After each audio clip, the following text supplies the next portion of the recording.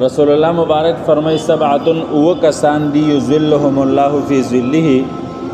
چې الله رب العزت بدای تسور ور کوي په خپل سوري کې یوم لا ظل الا ظله په هغه ورځ باندې چې د الله د سوري نه علاوه ببل سورې نوي د قیامت په ورځ باندې بعد د الله د رحمت نه علاوه هیڅ قسم سورې نوي نه بونی نه بچتونی نه بخیمی نه به موږ سره دا صادره او پټکی چې موږ به باندې ځان ته څو غل کسوره و سوره چې وی نو هغه صرف د الله رب العزت د رحمت و ان د الله د عرش سوره بوي او هغه ته نیکان صالحان را غونډيږي بدن باندې شي پر خوصله باغزه صرف صالحین برا جمع کیږي نو دا او کسان چې دی به د قیامت پر ورځ باندې د الله رب العزت د رحمت او د الله د عرش د سوري لاندې وي یو پکې څوک دی امام عادل یو انصافدار بادشاہ دی چې د خپل رعیت خیال ساتي او د غي حقوق ادا دویم نمبر وشاب نشأ فی عبادت الله بل هغه جوان دی چې د ځواني ټوله د الله په عبادت او په بندګۍ کې تیر شي طالب العلم څوک طالب العلم صحیح شلو چې د بچپن نه په مدرسه کې کینی او قران زده کوي او حدیث زده کوي او قال الله او قال الرسول وای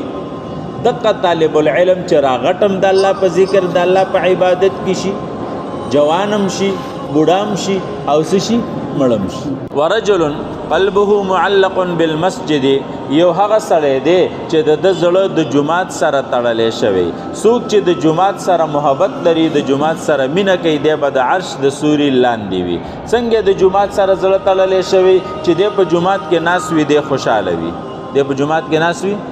دی خوشاله وي زړه مطمئن وي په سکون او په آرام کې وي او به چې کله د جمعات نوزي بار ماحول ته نو بیا خپوي بیا څه وي او بیا که وزید خپل ضرورتونو د پاره خو نیت دی چې بیرته براز ورجلان تحابا فی الله او دعا کسان دي چې صرف او صرف د الله د وجه نه یو بل سره محبت کوي صرف او صرف د الله د وجه نه د یو بل سره محبت کوي ان د دې په دې بینو محبت کې هیڅ قسم دنیوي لالچ نه وي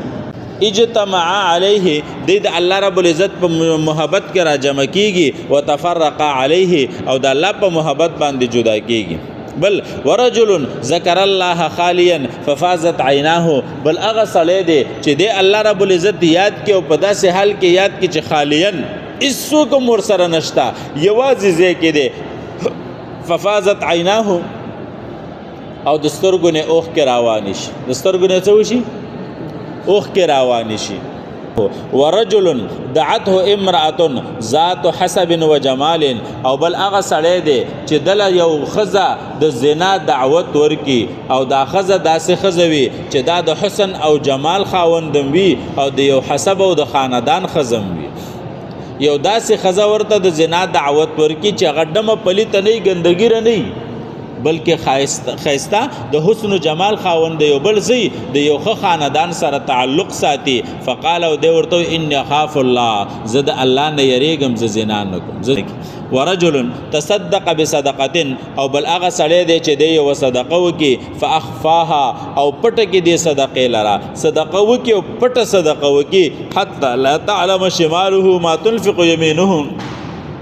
تر دې چې ګس لاسته د دې پته ونه لګي چې په دې خلاص باندې د کم شي خرج کړو د څه پټه صدقه وکي چې په یو لاس ورکي او د بل لاس ته خبره نشي